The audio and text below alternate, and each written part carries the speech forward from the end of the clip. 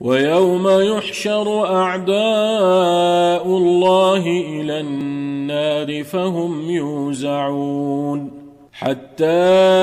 إذا ما جاءوها شهد عليهم سمعهم وأبصارهم وجلودهم بما كانوا يعملون وقالوا لجلودهم لم شهدتم علينا قالوا أنطقنا الله الذي أنطق كل شيء وهو خلقكم أول مرة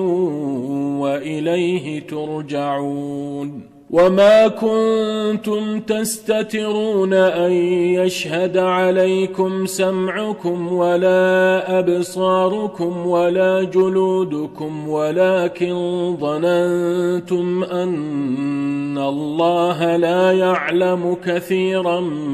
مما تعملون وذلكم ظنكم الذي ظننتم بربكم أرداكم فأصبحتم من الخاسرين فإن يصبروا فالنار مثوى لهم وإن يستعتبوا فما هم من المعتبين